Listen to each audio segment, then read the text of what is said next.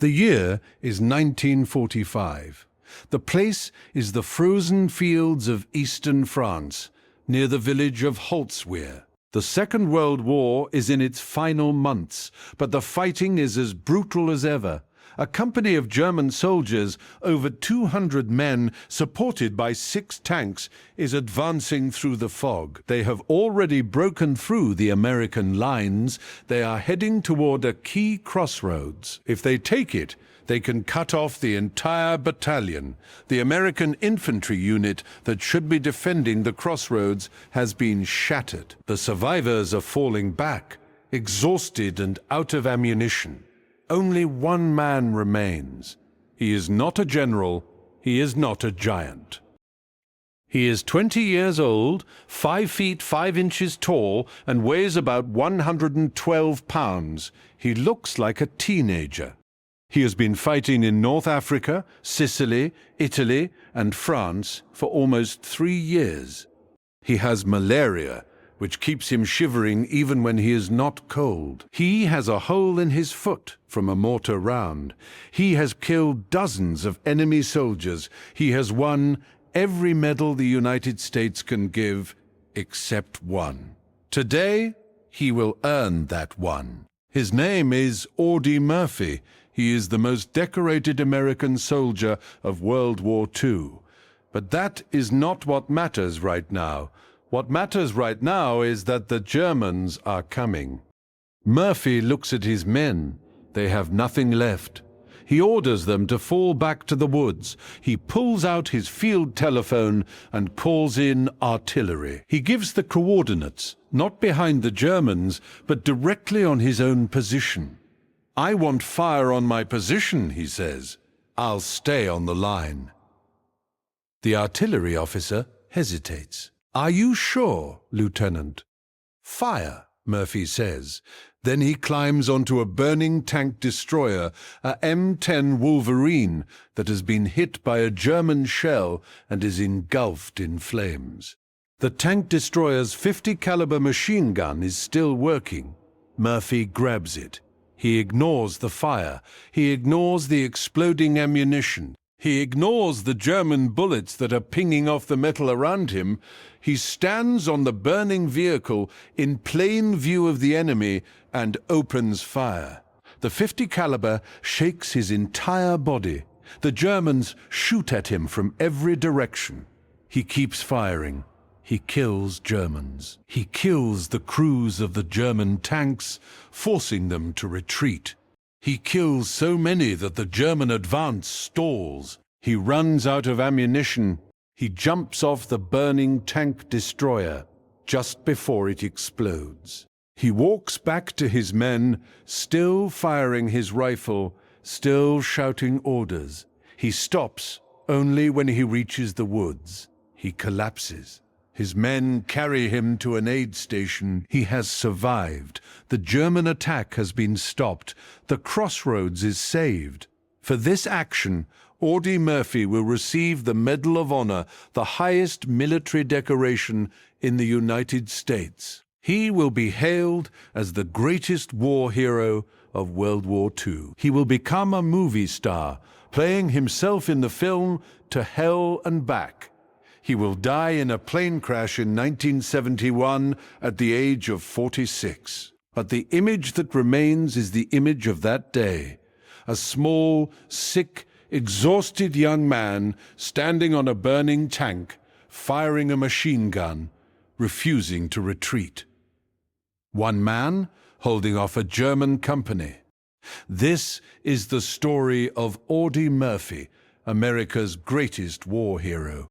To understand Audie Murphy, you must first understand where he came from.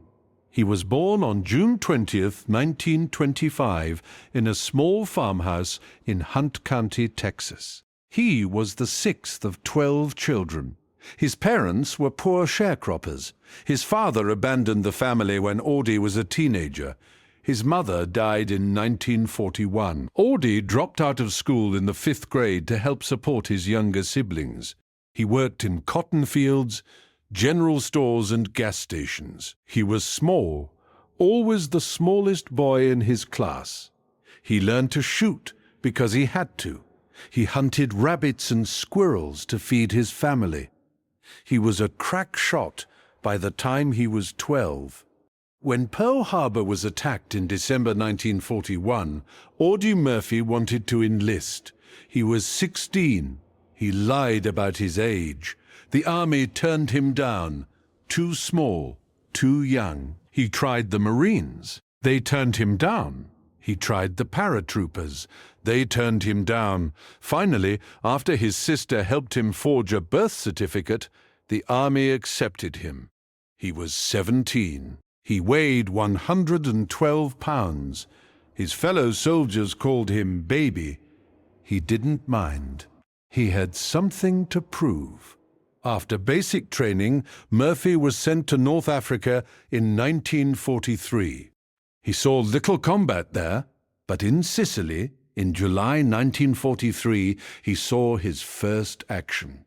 He killed 2 Italian officers as they tried to escape on horseback. He was promoted to corporal. He was still a teenager. In September 1943, Murphy landed at Salerno, Italy. He was promoted to sergeant. He contracted malaria, a disease that would plague him for the rest of his life. He was hospitalized repeatedly. Each time, he returned to the front. In France, after the Normandy invasion, Murphy was promoted to second lieutenant, an officer. He was 19 years old. His men, many of them older and more experienced, respected him because he fought alongside them. He never asked them to do anything he would not do himself. He carried a rifle. He slept in the mud. He ate cold rations. He was one of them, except he was braver. The Medal of Honor action at Holtzwihr on January 26, 1945, was not Murphy's first act of heroism. It was the culmination of 3 years of continuous bravery. In Sicily, he had killed 2 officers at close range. In Italy, he had single-handedly cleared a machine gun nest. In France, he had been awarded the Distinguished Service Cross, the second highest medal for crawling forward alone under heavy fire and destroying a German machine gun position that had pinned down his entire platoon. He had been awarded the Silver Star, the Bronze Star, and the Legion of Merit. He had 3 Purple Hearts, wounds from mortar fragments, a sniper's bullet, and a grenade. He had malaria. He had trench foot. He was exhausted, but he would not leave. He would not stop. He would not retreat. The Holtzwihr action was the final exam. Let us tell it in detail. On the morning of January 26, 1945, Murphy's company, B Company, 15th Infantry Regiment, 3rd Infantry Division, was defending a crossroads near the village of Holtzwihr. The weather was freezing. The ground was covered in snow. Murphy had only 19 men left. Most of his company had been killed or wounded in previous fighting. The Germans attacked with 6 tanks and over 200 infantry. The American artillery was ineffective. The shells were falling behind the German tanks, not on them. Murphy ordered his men to fall back to the woods. He stayed. He climbed onto a burning M10 tank destroyer. The M10 had been hit by a German shell. Its turret was jammed. Its main gun was useless. But its .50 caliber machine gun was still operational. The vehicle was on fire. The ammunition inside was cooking off, small explosions that could ignite the main fuel tanks at any moment. Murphy did not care. He manned the .50 caliber. He fired at the German infantry. He fired at the German tanks. He saw that the tanks were stopping to fire their cannons. He aimed at the tank crews when they opened their hatches. He killed so many that the tanks withdrew. He kept firing. The German infantry kept coming. He kept firing. He was exposed. He was a perfect target. But the Germans could not hit him. He was too fierce. He was too fast. He was too angry. He ran out of ammunition.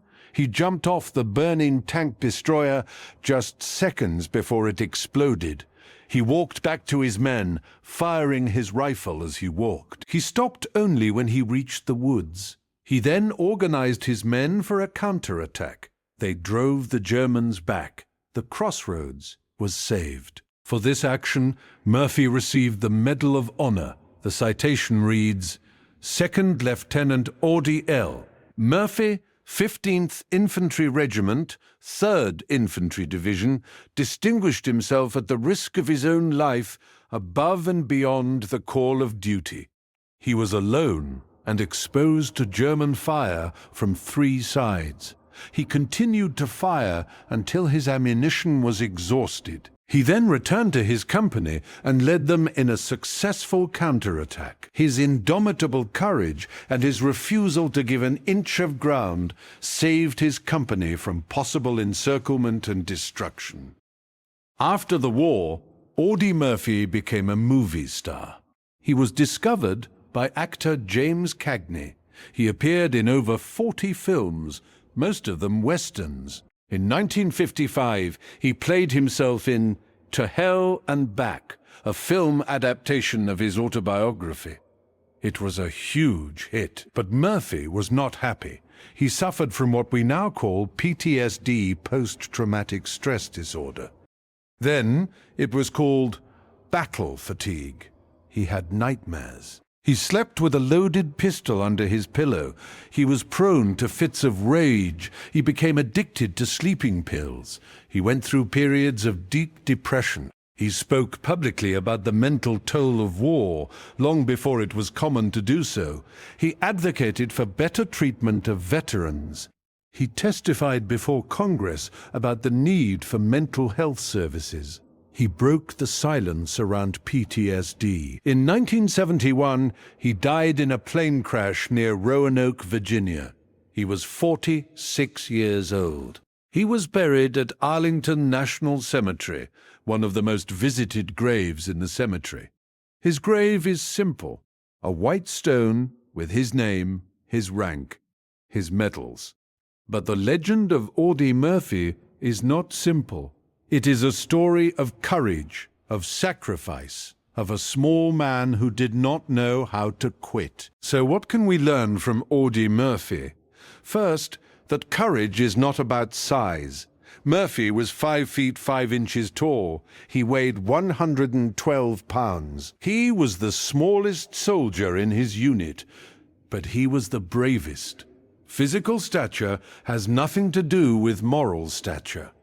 Second, that leadership is example. Murphy did not command from behind. He led from the front. He stood on a burning tank. He fired a machine gun. His men saw him. His men fought harder. A leader who shares the danger earns loyalty that no order can compel. Third, that the worst battles are not on the battlefield. Murphy survived the war. He won every medal. He became a movie star, but he was tormented by his memories. He fought his hardest battle after the war, a battle against his own mind. That battle for many veterans is harder than any war. Murphy spoke about it. He broke the silence. He saved lives. Fourth, that a hero is not a perfect person. Murphy was flawed. He was addicted to pills. He had a violent temper.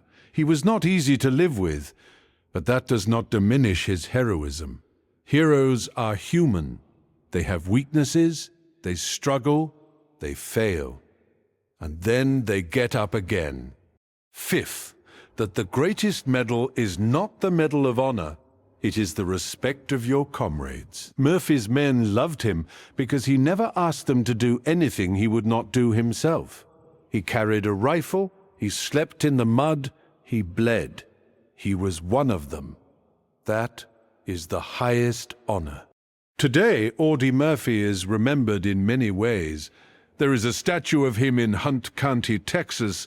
There is a VA hospital in San Antonio named after him. There is a U.S. Army Reserve Center in California. There is a postage stamp. There are dozens of books and films, but the most important memorial is the one that cannot be seen. It is the memory of a 20-year-old boy standing on a burning tank, firing a machine gun, refusing to retreat. That image is burned into the American imagination. It represents something that Americans want to believe about themselves, that they are brave, that they are tough, that they will fight when necessary. Audie Murphy proved that a small, poor, uneducated farm boy from Texas could become the greatest hero of the greatest war. He proved that courage is not a product of class, education, or wealth. It is a product of character, and character is something you choose every day, even when you are tired, even when you are sick, even when you are alone. Even when the tank is burning under your feet, you choose to stand, you choose to fight, you choose to be a hero. Audie Murphy made that choice. He made it again and again. He made it on the frozen fields of France. He made it in the nightmares that followed. He made it in the congressional hearings where he spoke about PTSD. He made it until the day he died. That is the story of Audie Murphy, one man holding off a German company, America's greatest war hero, a small man with a giant heart, a warrior who never gave up, a legend who will never ever fade. From the cotton fields of Texas to the burning tank at Holtzwihr to the quiet grave at Arlington, Audie Murphy earned every medal, every memory, every moment of our gratitude. Rest in peace, Lieutenant.